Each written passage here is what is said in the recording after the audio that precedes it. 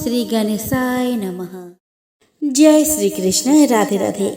नमस्कार दोस्तों, दीपों का ये पावन त्योहार आपके लिए लाए खुशियाँ हजार। लक्ष्मी जी विराजे आपके द्वार, हमारी शुभकामनाएं करे स्वीकार। दोस्तों, आप सभी को दीपावली की हार्दिक शुभकामनाएं। दोस्तों, दिवाली का त्योहार भारतीय संस्कृति का गौरव है, क्योंकि दीपावली में अंधकार पर प्रकाश की जीत का उत्सव मनाते हैं। ब्रह्म पुराण कहता है कि कार्तिक अमावस्या की आधी रात में लक्ष्मी उन लोगों के घर भ्रमण करती है जहां साफ सफाई, शांति और प्रकाश हो। इसीलिए घर को साफ और सजाकर दीपावली मनाने की परंपरा है। दोस्तों, इससे लक्ष्मी जी खुश होती है और लंबे समय तक घर में रहती है और उन्हें धन धान्य का आशीर्वाद देती है। हर साल लोगों को दिवाली का बेसब्री से इंतजार रहता है। दोस्तों, मार्कंडेय पुराण के अनुसार जब धरती पर सिर्फ अंधेरा था, तब एक तेज प्रकाश के साथ कमल पर बैठी देवी प्रकट हुई। वो लक्ष्मी थी। उनके प्रकाश से ही संसार बना। इसीलिए इस दिन लक्ष्मी पूजा की परंपरा है। दिवाली की रात लक्ष्मी पूजन करने से धन की कभी कमी नहीं होती। दिवाली के दीप जीवन में सकारात्मकता लाते हैं। अंधकार रूप समस्या पर प्रकाश डालकर उसका नाश करते हैं। वही कार्तिक माह की अमावस्या श्री राम के अयोध्या लौटने के स्वागत में दीपावली मनाने की परंपरा है। दोस्तों, इस वीडियो में मैं आपको सुनाने वाली हूँ कार्तिक अमावस्या पर सुनी जाने वाली कुछ पौराणिक और दुर्लभ कथाएं। तो चलिए दोस्तों, कथा शुरू करते हैं। एक समय की बात है जब कार्तिक मास की अमावस्या को माता लक्ष्मी मृत्यु लोक के भ्रमण पर निकली थी। भ्रमण करते करते रात्रि का समय हो गया। कार्तिक अमावस्या की रात को घोर अंधेरा होता है, जिस कारण माता लक्ष्मी रास्ता भटक गई थी। तब उन्होंने निश्चय किया कि आज की रात वह मृत्यु लोक में बिताएंगे तथा प्रातः काल अपने धाम बैकुंठ को पधार जाएंगे। यह सोचकर माता लक्ष्मी ने अपने विश्राम के लिए कोई घर देखना शुरू किया, किंतु सभी घर के दरवाजे बंद थे तथा सभी लोग गहन निद्रा में थे। तभी कुछ दूरी पर माता लक्ष्मी को एक घर का द्वार खुला दिखाई दिया, जहां से दीपक की रोशनी भी आ रही थी। वहां पहुंचकर माता लक्ष्मी ने देखा कि एक बूढ़ी महिला चरखा चला रही थी। माता लक्ष्मी ने एक साधारण महिला का रूप लिया तथा उस वृद्ध स्त्री से रहने के लिए आश्रय मांगा। उस वृद्ध महिला ने माता लक्ष्मी को अपने कुटिया में स्थान दिया तथा उनकी अच्छे से अवभगत की। माता लक्ष्मी के सो जाने के पश्चात वह बूढ़ी महिला पुनः अपना काम करने लगी तथा काम करते करते ही उसकी आंख लग गई। जब उस बूढ़ी महिला ने सुबह उठकर देखा तो लक्ष्मी माता वहां से जा चुकी थी। उस बूढ़ी महिला का आश्चर्य का तब ठिकाना नहीं रहा जब उसने अपने आसपास देखा।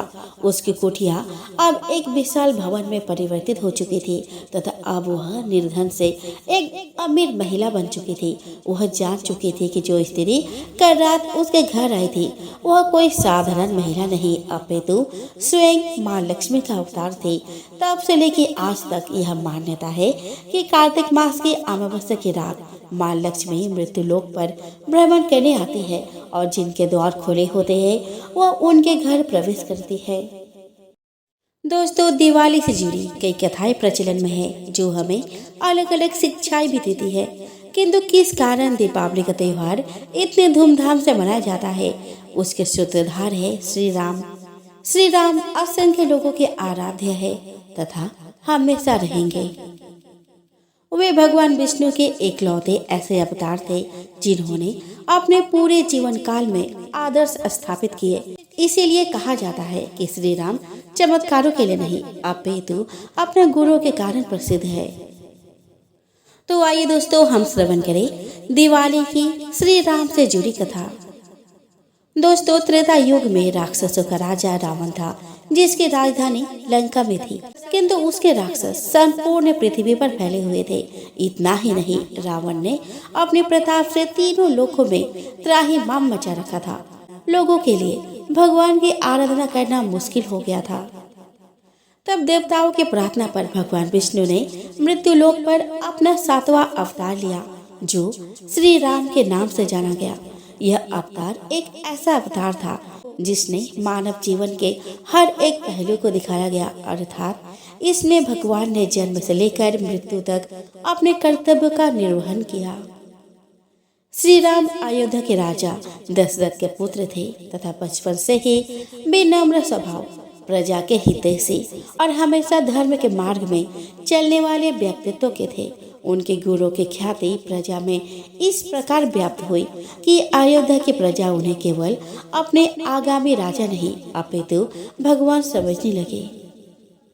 जब श्री राम के राज्याभिषेक की घड़ी निकट आई तो पूरी अयोध्या उल्लास से भर उठी। जिस क्षण की प्रतीक्षा अयोध्या की प्रजा श्री राम के जन्म से ही कर रही थी, वह क्षण बस आने ही वाला था। किंतु समय के काल चक्र ने ऐसा चक्र चला कि श्री राम का राज्याभिषेक रुक गया और उन्हें 14 वर्ष का कठोर वनवास मिला। यह वनवास उनके पिता दशरथ के द्वारा उनके सौतेली माँ कैकेयी के कहने पर दिया गया था। इन 14 वर्षों में उन्हें अपना जीवन केवल वनों में रहकर ही व्यतीत करना था। उनके साथ उनकी पत्नी सीता और छोटे भाई लक्ष्मण ने भी वन में जाने का निर्णय किया। अगले दिन श्री राम रथ में बैठकर जब वन में प्रस्थान करने लगे तो मानो अयोध्या में चीख पुकार मच गई। अयोध्या की प्रजा उन्हें जाने देने के लिए बिल्कुल भी तैयार नहीं थे।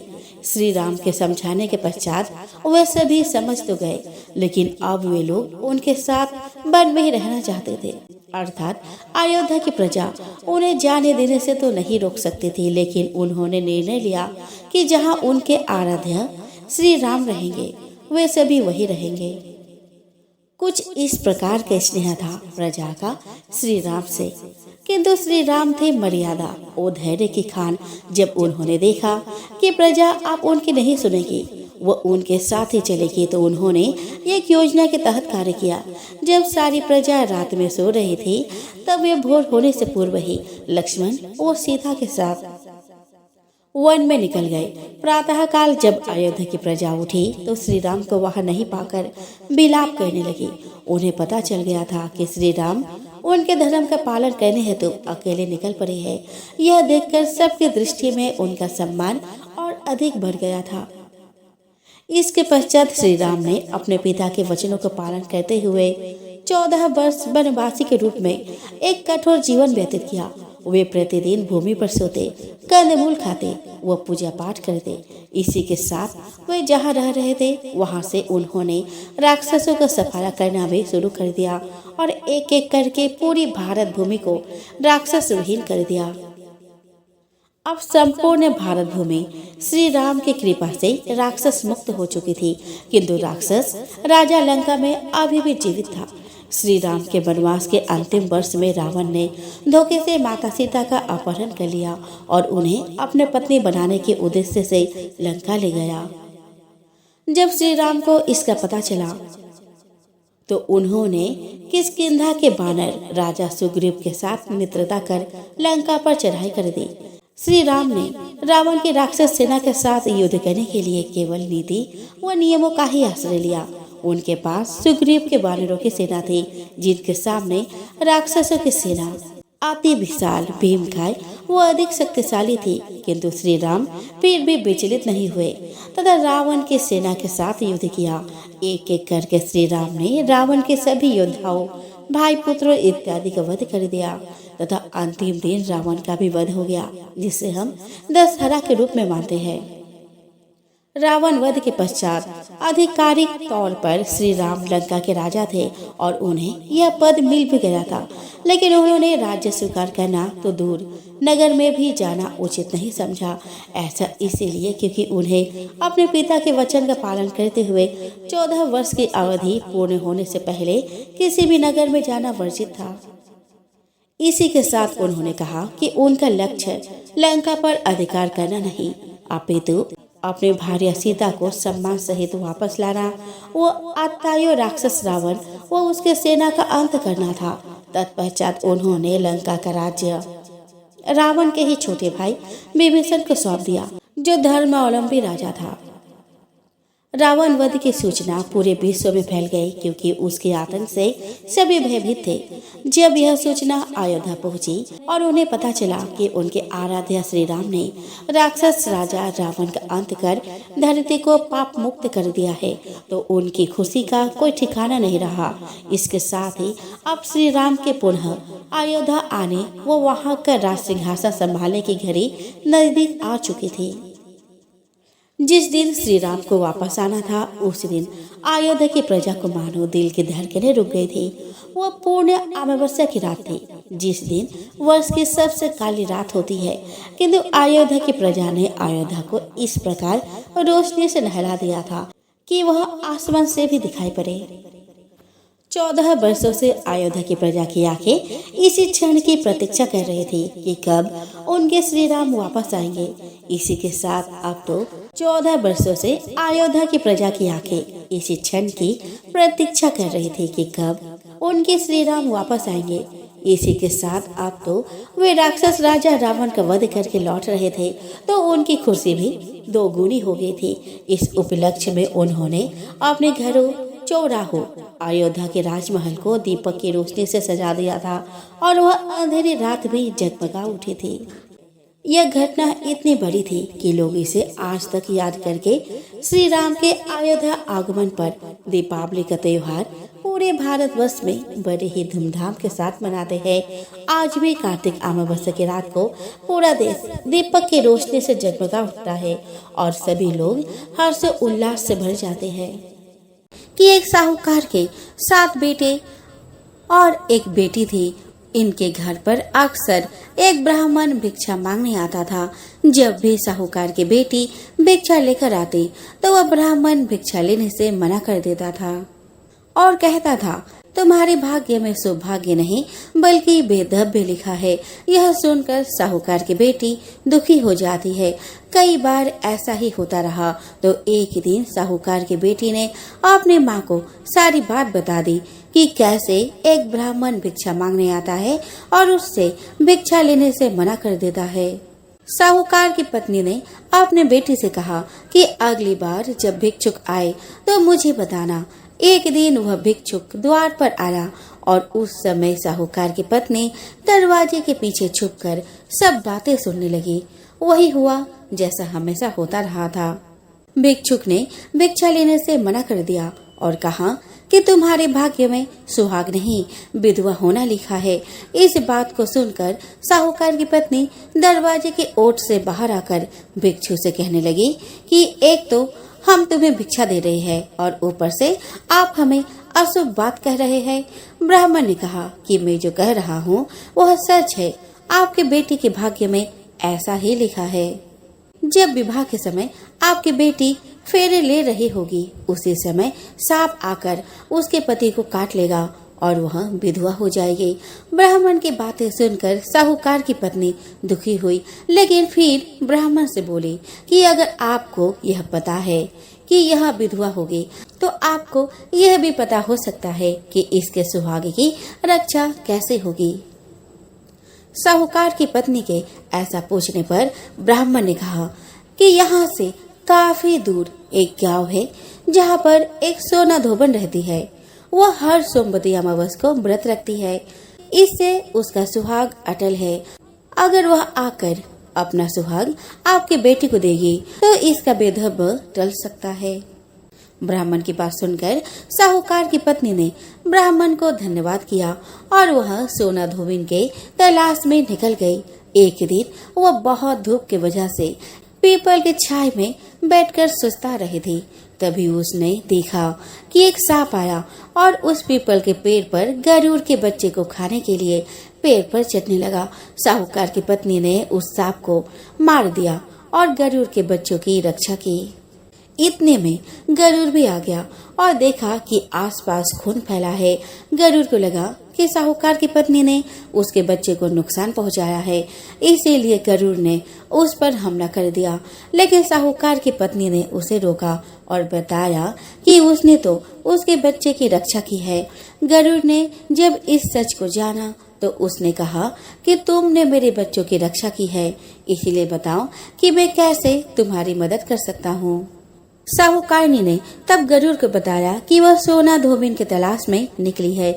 अगर वह उसे वहां तक पहुंचा दे तो बहुत उपकार होगा। साहूकारनी को गरुड़ ने सोना धोबिन के गांव पहुंचा दिया। सोना धोबिन के 7 बेटे और बहुएं थी, लेकिन बहुओं में घर के काम को लेकर कहासुनी होती रहती थी। साहूकारनी को एक उपाय सूझा और वह हर रात जब सभी लोग सो जाते हैं तो सोना धोबिन के घर में चुपके से चली जाती और घर का सारा काम करके निकल आती। कई दिनों तक ऐसा चला तो एक दिन सोना धोबिन चुप कर बैठ गई और सब कुछ देख लिया। जब साहूकारनी जाने लगी तो धोबिन ने उसे पकड़ लिया और पूछा कि तुम कौन हो और यहाँ इस तरह मेरे घर का काम क्यों कर रही हो।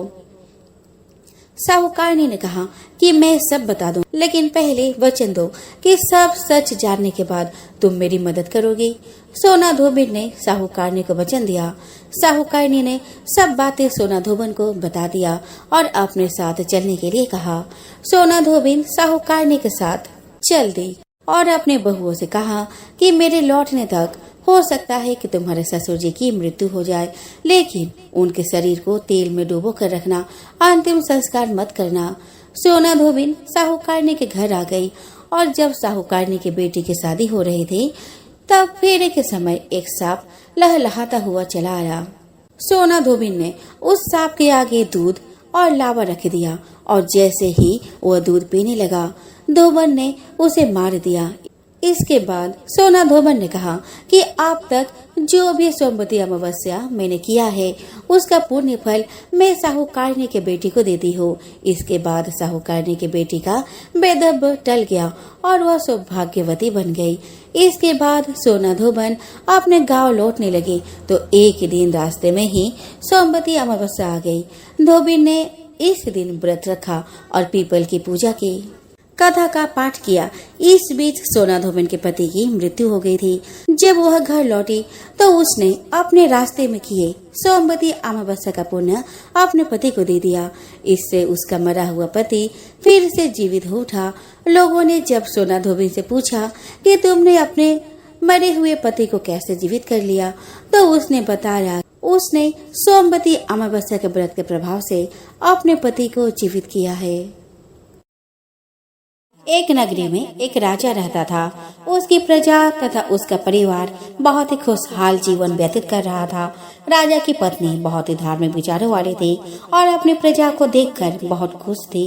राजा के महल के सामने एक साहूकार की हवेली थी। रानी और साहूकार की पत्नी सहेलियों की तरह रहते थे एवं सहेलियों की तरह एक दूसरे से बातें करती रहती थी। एक दिन साहूकार की हवेली से साहूकार की पत्नी की रोने की आवाज आई। रोने की आवाज सुनकर रानी ने राजा को इसका कारण पूछा तो राजा ने बताया कि साहूकार के पुत्र की मृत्यु हो गई है, जिस वजह से साहूकार की पत्नी दुखी है और दुख के कारण रो रही है। इस बात को सुनने के बाद रानी ने कहा कि आखिर दुख क्या है, वह क्यों रो रही है। यह बात सुनने के बाद राजा को समझ में नहीं आ रहा था कि वह रानी को किस तरह समझाए कि दुख क्या होता है। राजा ने रानी को कहा कि जिस दिन तुम्हारे पुत्र की मृत्यु होगी उस दिन तुम्हें पता चल जाएगा कि दुख क्या होता है। राजा ने कहा तुम अपने पुत्र को मार दो, तभी तुम्हें दुख के बारे में पता चलेगा। यह बात सुनने के बाद रानी ने अपने पुत्र को महल से नीचे गिरा दिया। भगवान की कृपा से रानी का पुत्र किसी ढेर पर गिर गया और उससे कुछ नहीं हुआ। पुत्र को देखने के बाद रानी ने फिर से वही प्रश्न राजा से पूछा। तब राजा ने कहा कि पड़ोसी राज्य से युद्ध हो रहा है, मैं उस युद्ध में अकेला जाऊंगा। जब मेरी मृत्यु की खबर तुम तक पहुंचेगी तब तुम्हें एहसास हो जाएगा कि दुख क्या होता है। राजा युद्ध के लिए चला गया, परंतु भगवान की कृपा से वह जीत गया। राजा घर पर वापस आ गया और वह सोचने लगा कि आखिर ऐसा क्या बात है कि वह रानी को दुख का एहसास नहीं करवा पा रहा। इसके बाद राजा ने रानी को बुलाकर कहा कि वह दोनों गंगा यात्रा के लिए जाएंगे, इसीलिए रानी तैयार हो जाए और गंगा किनारे जाकर वह गंगा में कूद जाएगा। रानी ने गंगा यात्रा की तैयारी शुरू कर ली।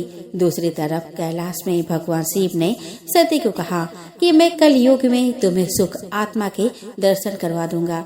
यह कहने के बाद भगवान शिव जी ने बकरी का और माता पार्वती ने बकरी का रूप धारण कर लिया। इसके बाद वह नदी किनारे घास चरने लगे।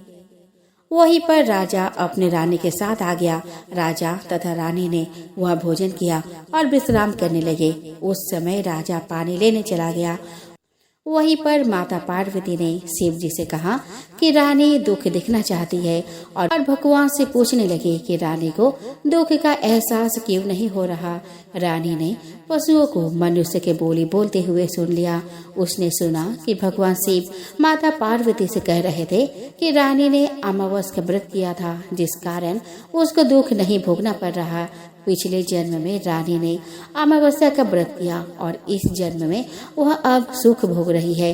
इसके बाद उन्होंने कहा कि वह राजा गंगा में भी नहीं मरेगा। रानी ने यह बातें सुनने के बाद राजा को सारी बातें बता दी। इसके बाद राजा रानी महल वापस आ गए। राजा ने अपने प्रजा को भी अमावस के व्रत करने की आज्ञा दी और कहा कि जो भी मनुष्य अमावस्या का व्रत करेंगे उन्हें हमेशा सुख समृद्धि हासिल होगी। एक गांव में सास और बहू अकेले रहते थे और उनका बेटा विदेश में कमाने के लिए गया था। सास और बहू बहुत अच्छे रहते थे। दोनों एक दूसरे की देखभाल करते थे। एक दिन बहू ने खाना नहीं खाया तो सास ने कहा कि बहू, तुमने आज खाना क्यों नहीं खाया? तब बहू ने कहा कि सासू माँ, आज मेरा व्रत है, इसीलिए मैंने नहीं खाया। तब सासू ने कहा कि बहू, ये कौन सा व्रत है और यह व्रत करने से क्या मिलता है, मुझे भी समझाओ। तब बहू ने कहा कि सासू माँ, मैं अमावस्या का व्रत करती हूँ। अमावस्या का व्रत करने से बहुत पुण्य मिलता है, घर में अन्न धन्य बना रहता है, सुख शांति रहती है तथा अटल सुहाग मिलता है और पुत्र प्राप्ति होती है। फिर बहू ने कहा कि इस व्रत का अगर संकल्प लेते हैं तो इसे पूरा करना जरूरी होता है। अगर पूरा नहीं कर सकते तो सास बहू में झगड़ा और घर में अशांति आती है। तब सासू ने कहा कि मेरी तो उम्र हो गई है, लेकिन तुम यह व्रत करो। और बहू यह व्रत का आरंभ करती है।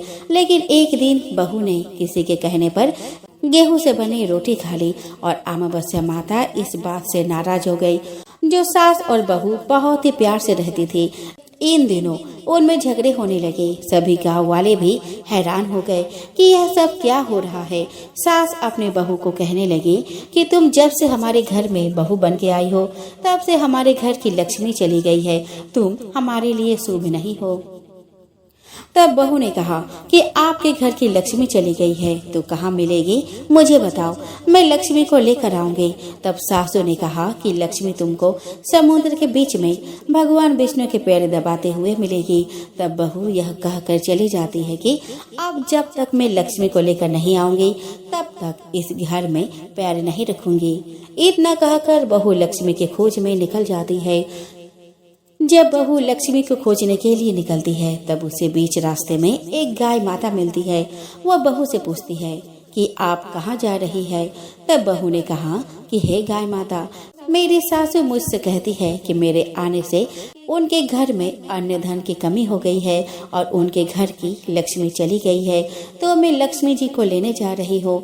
तब गाय माता ने कहा, हे बेटी, अगर तुम जा रही हो तो भगवान से मेरे बारे में भी पूछ लेना। तब बहू बोलती है कि ठीक है गाय माता, बताओ, मैं आपके बारे में भी पूछ लूंगी। तब गाय माता बोलती है कि मेरा जब भी बछड़ा होता है वह मर जाता है, जिंदा नहीं रहता। तुम भगवान से पूछ लेना कि मेरे साथ ऐसा क्यों हो रहा है, मैंने ऐसा कौन सा कर्म किए हैं। तब बहू बोली कि गाय माता, मैं आपके बारे में जरूर पूछ लूंगी। यह कहकर बहू आगे बढ़ जाती है। अब आगे जाते जाते बहू को एक घोड़ी मिलती है जिसके गले में घंटी बंधी हुई होती है। घोड़ी ने भी कहा कि बेटी, तुम मेरे दुख का निवारण भी भगवान से पूछ लेना। तब बहू ने कहा कि जरूर पूछ लूंगी। यह कहकर बहू आगे बढ़ती है। आगे जाते ही बहू को एक अंधा और बहरा बुजुर्ग मिलता है। वह भी बहू से अपनी समस्या भगवान से पूछने के लिए कहता है। तब बहू उसकी समस्या भी भगवान से पूछने का कहकर आगे बढ़ती है। आगे जाते ही बहू को एक बूढ़ी औरत मिलती है जो हाथ और पैर से अपाहिज होती है। वह भी बहू से अपनी समस्या भगवान को पूछने के लिए कहती है। तब बहू उसके समस्या को भी पूछने के लिए तैयार हो जाती है और आगे चल देती है। आगे जाते ही बहू थक जाती है और एक आम के पेड़ के नीचे बैठ जाती है। तब आम का पेड़ खुश होकर बहू से पूछता है कि बेटी, तुम कहाँ से आई और कहाँ जा रही हो। तब बहू बताती है कि वो लक्ष्मी जी को लेने जा रही है। तब पेड़ भी अपने समस्या भगवान को पूछने के लिए कहती है कि मेरे पेड़ पर लगे आम बहुत ही खट्टे होते हैं, इस बारे में भगवान को जरूर पूछना। तब बहू उसकी समस्या लेकर आगे बढ़ती है। आगे जाते ही बहू को एक तलाई मिलती है। वह भी बहू को बताती है कि तुम भगवान से पूछना कि मेरे तलाई का पानी इतना मैला क्यों है, कोई भी इसे नहीं पीता। तब बहू कहती है कि जरूर पूछ लूंगी। यह कहकर वह आगे बढ़ती है। बहुत दिन जंगल में चलते चलते बहू थक जाती है। उसे भूख भी लगी होती है, लेकिन खाने को नहीं मिलने से वह थक जाती है और जंगल में बेहोश हो जाती है। उसी समय भगवान विष्णु और माता लक्ष्मी वहाँ विचरण करते हुए आते हैं। तब माता लक्ष्मी विष्णु जी से कहती है कि हे नाथ, यह आपकी बहुत बड़ी भक्त है, आप इसके दुखों का निवारण करो। तब भगवान विष्णु कहते हैं कि इस संसार में बहुत जीव दुखी है, सभी अपने अपने कर्मों का फल भोग रहे हैं, किस किस के दुख का निवारण मैं करूं। तब माता लक्ष्मी ने विष्णु से विनती की और कहा कि वह भूखी प्यासी है और इसे यहाँ अगर ऐसे छोड़ दिया जाए तो जंगली जानवर उसे अपना शिकार बना देंगे। माता लक्ष्मी की बात सुनकर भगवान विष्णु एक साधु का वेश धारण करते हैं और बहू के पास जाते हैं और होश में लाते हैं। बहू के होश में आते ही साधु वेश में भगवान उससे पूछते हैं कि वह यहाँ क्यों आई है और कहाँ जा रही है। तब बहू पूरी बात बताती है। उसकी बात सुनकर भगवान विष्णु और माता लक्ष्मी प्रकट होते हैं। उनके साथ अमावस्या माता भी प्रकट होती है। बहू उनके चरणों में गिरकर वंदन करती है। अमावस्या माता बहू को कहती है कि बेटी, तूने मेरे व्रत को खंडित किया है, इसी की सजा मिली है तुम्हें, लेकिन अब मैं तुम्हें माफ करती हूँ और तुम घर जाओ। तुम्हारा घर अन्य धन से संपन्न होगा, तुम्हारा घर सुंदर महल में बदल जाएगा और तुम्हारी सभी मनोकामना पूर्ण होगी। यह सब होने के पश्चात बहू रास्ते में जो भी मिला उन सभी के दुखों का निवारण करने के लिए विनती करती है। तब भगवान विष्णु बोलते हैं कि गाय ने कभी अपना दूध किसी को नहीं पिलाया, उस वजह से उसके बछड़े जिंदा नहीं रहते हैं। तुम उसका दूध पी लेना, जिससे उसके बछड़े जिंदा रहने लगेंगे। घोड़ी पिछले जन्म में आटा पीसने वाली महिला थी। वो किसी को आटा पीस के नहीं देती थी, इसीलिए उसके गले में चक्की पाट बंधी हुई है। तुम उसके पाट खोल देना, वह बिल्कुल ठीक हो जाएगी। बुजुर्ग कभी भगवान के मंदिर नहीं गया और ना ही उसने कभी भगवान के भजन सुने। तुम उसको मंदिर ले जाना और दर्शन करवा देना, वह ठीक हो जाएगा। बुजुर्ग महिला जो थी उसने कभी भी अपने जवानी में दान पुण्य नहीं किया, इसीलिए उसे यह सजा मिली है। तुम उससे दान करवा देना तो उसकी विकलांगता दूर हो जाएगी। उस आम के पेड़ ने कभी किसी बच्चे को अपना आम खाने को नहीं दिए, इसलिए उसके सभी आम खट्टे होते हैं। तुम उस पेड़ का आम खा लेना, फिर उस पेड़ पर मीठे आम आएंगे। तलाई का पानी पिछले जन्म में देवरानी जेठानी थी, वो हमेशा झगड़ती रहती थी, इसलिए उसका पानी मैला है। तुम उसका पानी पी लेना, वह तलाई शुद्ध हो जाएगी। बहू ने भगवान विष्णु, माता लक्ष्मी और अमावस्या माता को नमन करके घर जाने के लिए निकलती है और रास्ते उसे जो भी मिला उनके सभी समस्या भगवान के कहे अनुसार दूर करती है। सभी उसे आशीर्वाद देते हैं। घर जाते ही उसका घर एक सुंदर महल में परिवर्तित हो जाता है तथा घर में अन्य धन भरा मिलता है। अब बहू सासू से कहती है कि सासू माँ, आपने सच कहा था, मैं आपके लिए शुभ नहीं हूँ। मेरे जाने से ही आपके घर में लक्ष्मी आई है, अब आप यहाँ रहे, मैं मरने जा रही हूँ। तब सासू ने कहा कि हे बेटी, यह सब तुम्हारे अमावस्या व्रत के फल से मिला है। तुम यहाँ पर ही रहोगे, कहीं नहीं जाओगे। और सास बहू खुशी खुशी रहने लगे। एक दिन उसका बेटा भी विदेश से लौट आया और घर में यह सब देखा। तब उसकी माँ ने सब बात उसे बताई। इस तरह वह लोग खुशी खुशी रहने लगे। एक गांव में एक साहूकार रहता था। साहूकार के एक बेटी थी। वह रोज पीपल सींचने जाती थी। पीपल के वृक्ष में से लक्ष्मी जी प्रकट होती थी और चली जाती थी। एक दिन लक्ष्मी जी ने साहूकार के बेटी से कहा, तू मेरी सहेली बन जा। तब लड़की ने कहा कि मैं अपने पिता से पूछकर कल आऊंगी। साहूकार की बेटी ने घर जाकर अपने पिता को सारी बात कह दी। तब उसके पिता बोले कि वह तो लक्ष्मी जी है, अपने को और क्या चाहिए, तो लक्ष्मी जी की सहेली बन जा। दूसरे दिन वह लड़की फिर गई। तब लक्ष्मी जी पीपल के पेड़ से निकल कर आई और कहा कि सहेली बन जा। तो लड़की ने कहा कि बन जाऊंगी और दोनों सहेली बन गई। लक्ष्मी जी ने उसको खाने का न्योता दिया। घर आकर लक्ष्मी जी ने माँ बाप को कहा कि मेरी सहेली ने मुझे खाने का न्योता दिया है। तब बाप ने कहा कि सहेली के जिम में जाइयो, पर घर को संभाल कर जाना। तब वह लक्ष्मी जी के यहाँ जिम में गई तो लक्ष्मी जी ने उसे साला दुसाला ओढ़ने के लिए दिया। रुपये दिए, सोने की चौकी, सोने की थाली में 36 प्रकार का भोजन करा दिया। जिम कर जब वह जाने लगी तो लक्ष्मी जी ने पल्ला पकड़ लिया और कहा कि मैं भी तेरे घर जिम में जाऊंगी। तो उसने कहा कि आ जाइयो। वह घर जाकर चुपचाप बैठ गई। तब बाप ने पूछा कि बेटी सहेली के यहाँ जिम कर आ गई और तो उदास क्यों बैठी है। तो उसने कहा कि पिताजी, मेरे को लक्ष्मी जी ने इतना दिया, अनेक प्रकार के भोजन कराए, परंतु मैं कैसे जिमाऊंगी, अपने घर में तो कुछ भी नहीं है। तब उसके पिता ने कहा कि गोबर के मिट्टी से चौका लगाकर घर की सफाई कर ले। 4 मुख वाला दिया जलाकर लक्ष्मी जी का नाम लेकर रसोई में बैठ जाना। लड़की सफाई करके लड्डू लेकर बैठ गई। उसी समय एक रानी नहा रही थी। उसका 9 लक्खा हार चील उठा कर ले गई और उसके घर वह 9 लक्खा हार डाल गई और उसका लड्डू ले गई। बाद में वह हार को तोड़कर बाजार में गई और सामान लाने लगी तो सुनार ने पूछा कि क्या चाहिए। तब उसने कहा कि सोने की चौकी, सोने का थाल, साल दुसाला दे दे, मोहर दे और सामग्री दे, 36 प्रकार का भोजन हो जाए, इतना सामान दे। सारी चीजें लेकर बहुत तैयारी करी और रसोई बनाई। तब गणेश जी से कहा कि लक्ष्मी जी को बुलाओ। आगे आगे गणेश जी और पीछे पीछे लक्ष्मी जी आई। उसने भी चौकी डाल दी और कहा, सहेली चौकी पर बैठ जा। लक्ष्मी जी ने कहा कि सहेली, चौकी पर तो मैं राजा रानी के यहाँ भी नहीं बैठी, किसी के भी वहाँ नहीं बैठी। तो उसने कहा, मेरे यहाँ तो बैठना पड़ेगा। फिर लक्ष्मी जी चौकी पर बैठ गई। तब उसने बहुत खातिर की, जैसे लक्ष्मी ने करी थी वैसे ही उसने करी। लक्ष्मी जी उस पर खुश हो गई। घर में खूब रुपया और लक्ष्मी हो गई। साहूकार की बेटी ने कहा कि मैं अभी आ रही हूँ, तुम यहीं बैठी रहना, और वह चली गई। लक्ष्मी जी गई नहीं और चौकी पर बैठी रही।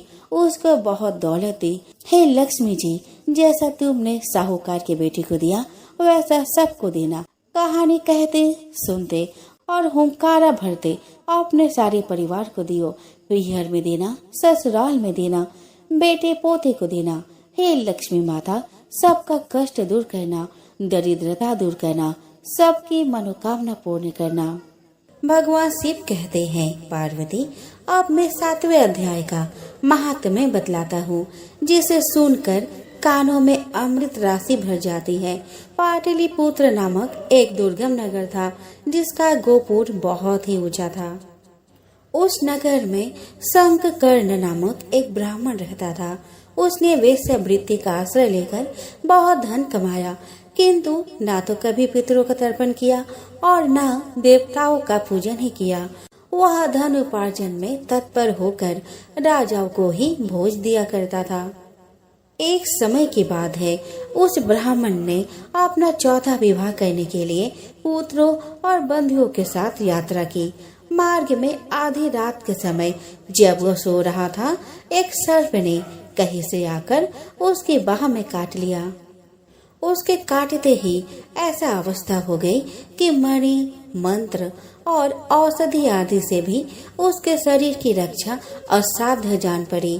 तत्पश्चात कुछ ही क्षणों में उसके प्राण पखेरु उड़ गए। फिर बहुत समय के बाद वह प्रेत सर्प योनि में उत्पन्न हुआ। उसका चित्त धन की वासना में बंधा था।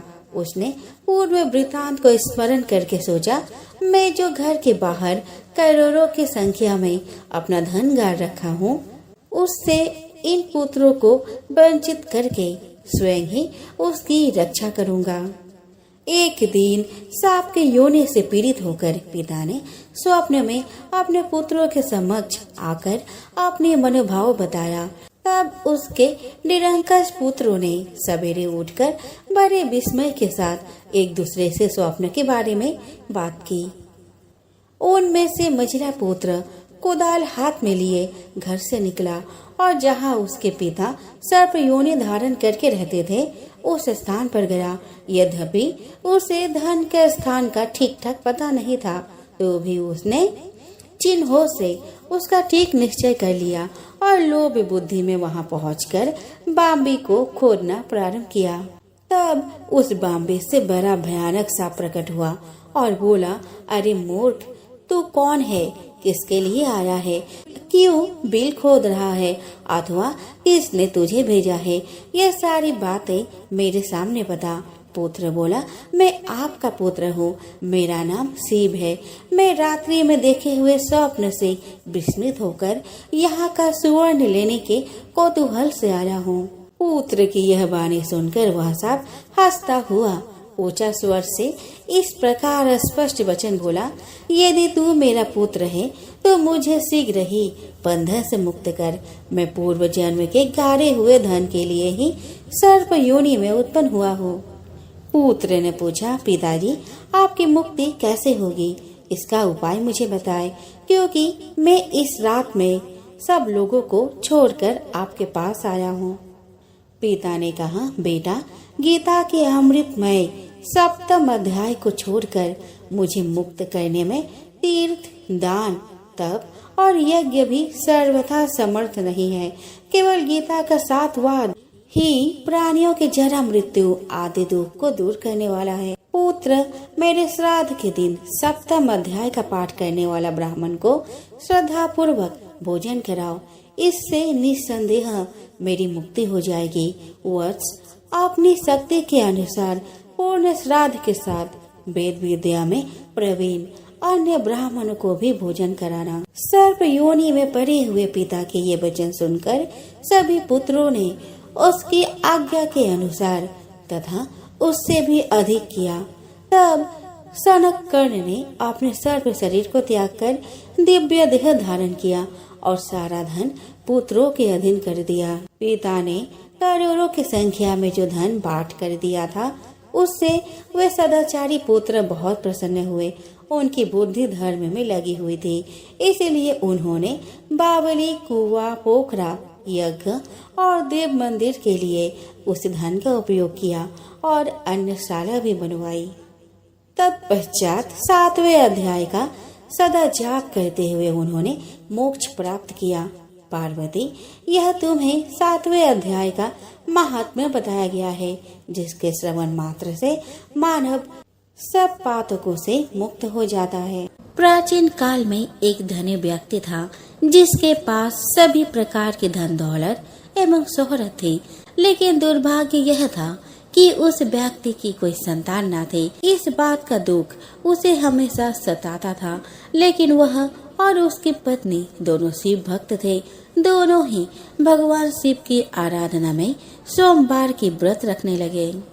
उनकी सच्ची भक्ति को देखकर माँ पार्वती ने शिव भगवान से उन दोनों दंपति की सोनी गोद को भरने का आग्रह किया। परिणाम स्वरूप शिव जी के आशीर्वाद से उनके घर में पुत्र ने जन्म लिया।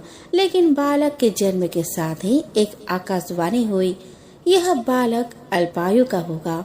12 साल की आयु में इस बालक को मृत्यु हो जाएगी। इस भविष्य कथन के साथ उस व्यक्ति को पुत्र प्राप्ति की अधिक खुशी न थी। उसने अपने बालक का नाम अमर रखा। जैसे जैसे अमर थोड़ा बड़ा हुआ, उस धनी व्यक्ति ने उसको शिक्षा के लिए काशी भेजना उचित समझा। उसने अपने साले को अमर के साथ काशी भेजने का निश्चय किया। अमर अपने मामा जी के साथ काशी की ओर चल दिए। रास्ते में उन्होंने जहाँ जहाँ विश्राम किया, वहाँ वहाँ उन्होंने ब्राह्मणों को दान दक्षिणा दी। चलते चलते वे एक नगर में पहुँच गए, जहाँ पर एक राजकुमारी के विवाह का समारोह चल रहा था। उस राजकुमारी का दूल्हा एक आँख से काना था। यह बात दूल्हे के परिवार वालों ने राजा परिवार से छिपा कर रखे थे। उन्हें इस बात का डर था कि यह बात अगर राजा को पता चल गई तो यह शादी नहीं होगी। इसीलिए दूल्हे के घर वालों ने अमर से झूठ मूठ का दूल्हा बनने का आग्रह किया और वह उनके आग्रह को मना न कर सका। इस प्रकार उस राजकुमारी के साथ अमर की शादी हो गई, लेकिन वह उस राजकुमारी को धोखे में नहीं रखना चाहता था। इसीलिए उसने राजकुमारी की चुनरी में इस घटनाक्रम की पूरी सच्चाई लिख दी। राजकुमारी ने जब अमर के उस संदेश को पढ़ा, तब उसने अमर को ही अपना पति माना और काशी से वापस लौटने तक उसका इंतजार करने को कहा। अमर और उसके मामा वहां से काशी की ओर चल दिए। समय का पहिया आगे बढ़ता रहा। उधर अमर हमेशा धार्मिक कार्यों में लगा रहता था। जब अमर ठीक 12 साल का हुआ, तब वह शिव मंदिर में भोले बाबा को बेलपत्तियां चढ़ा रहा था। उसी समय वहां यमराज उसके प्राण लेने पधार गए, लेकिन उससे पहले भगवान शिव ने अमर की भक्ति से प्रसन्न होकर उसे दीर्घायु का वरदान दे दिया। परिणाम स्वरूप यमराज को खाली हाथ लौटना पड़ा। बाद में अमर काशी से शिक्षा प्राप्त करके अपने पत्नी के साथ घर लौटा। दोस्तों, सूर्य पुत्र शनिदेव दंड अधिकारी कहलाते हैं, क्योंकि वे सभी को कर्म के अनुसार फल देते हैं। इसीलिए उन्हें न्याय का देवता भी कहा जाता है। हालांकि शनिदेव के इस गुण के कारण मानव और देवता सभी उनसे भय रखते हैं। कहा जाता है कि व्यक्ति यदि भूलवश भी कोई गलती कर दे तो वह शनिदेव के दंड के विधान से बच नहीं पाता है। यही कारण है कि हर व्यक्ति चाहता है कि उसकी कुंडली में शनि की स्थिति ठीक रहे और उसे शनि दोष से पीड़ित न होना पड़े। लेकिन एक बार शनिदेव को स्वयं श्राप का भागी बनना पड़ा था। दोस्तों, शनिदेव को उनकी पत्नी द्वारा ही श्राप दिया गया था।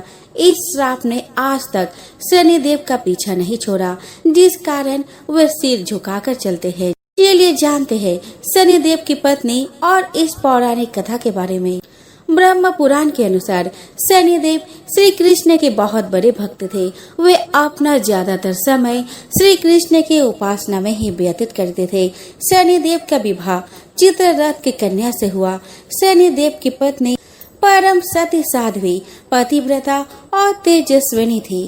शनिदेव की पत्नी को एक बार संतान प्राप्ति की इच्छा हुई। इसके लिए वह शनिदेव के पास पहुंची, लेकिन शनिदेव कृष्ण भक्ति में लीन थे। पत्नी के खूब प्रयास के बाद भी शनिदेव का ध्यान भंग नहीं हो पाया। इसके बाद शनिदेव की पत्नी को क्रोध आ गया और उन्होंने क्रोध में ही शनिदेव को श्राप दे दिया। पत्नी ने कहा कि आज के बाद जिस व्यक्ति पर शनिदेव की दृष्टि पड़ेगी वह तबाह हो जाएगा। ध्यान से जागने के बाद शनिदेव को भूल का आभास हुआ और उन्होंने पत्नी को मनाने की कोशिश की। इसके लिए शनिदेव ने क्षमा भी मांगी, लेकिन शनिदेव की पत्नी के पास श्राप को निष्फल करने की शक्ति नहीं थी। इसी घटना के बाद से शनिदेव अपना सिर नीचे करके चलने लगे, जिससे कि उनकी दृष्टि से किसी का अकारण विनाश न हो। एक लप्सी था और एक तपसी था। तपसी हमेशा भगवान की तपस्या में लीन रहता था। लप्सी रोजाना सवा शेर की लापसी बनाकर भगवान को भोग लगाकर जिम लेता था। एक दिन दोनों लड़ने लगे।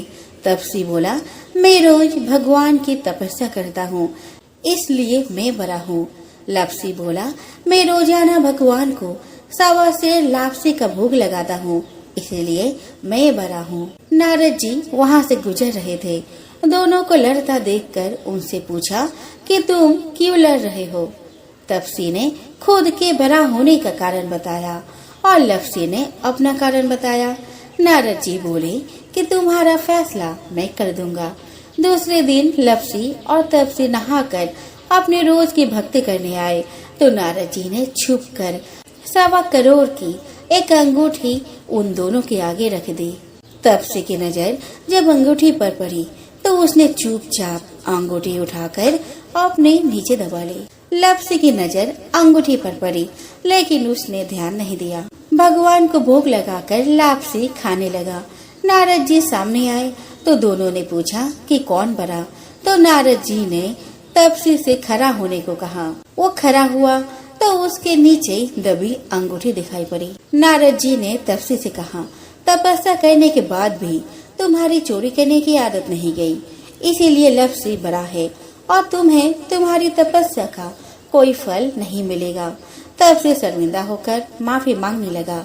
उसने नारद जी से पूछा कि मुझे मेरी तपस्या का फल कैसे मिलेगा। नारद जी ने कहा, यदि कोई गाय और कुत्ते की रोटी नहीं बनाएगा तो फल तुझे मिलेगा। यदि कोई ब्राह्मण को भोजन करवाकर दक्षिणा नहीं देगा तो फल तुझे मिलेगा। यदि कोई साड़ी के साथ ब्लाउज नहीं देगा तो फल तुझे ही मिलेगा।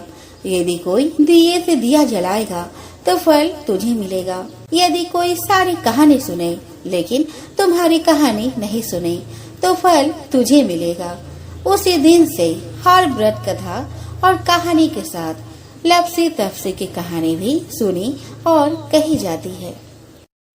यह गणेश जी की कथा है जिसे किसी भी व्रत या अन्य किसी कथा को सुनने के बाद अनिवार्य रूप से सुना जाता है। गणेश जी की पूजा के उपरांत विनायक जी की कथा, गणेश जी की कथा को सुनना अत्यंत ही शुभ होता है। एक बार गणेश जी महाराज एक सेठ जी के खेत में से जा रहे थे तो उन्होंने 12 दाने अनाज को तोड़ दिए। वे गणेश जी के मन में पछतावा भी हुआ कि मैंने तो सेठ जी के यहाँ चोरी कर ली। तो गणेश जी सेठ जी के 12 साल की नौकरी करने लग गए। एक दिन सेठानी राख से हाथ धोने लगी तो गणेश जी ने सेठानी का हाथ पकड़कर मिट्टी से हाथ धुला दिया। सेठानी सेठ जी से बोली, ऐसा क्या नौकर रखा है? नौकर होकर उसने मेरा हाथ पकड़ लिया।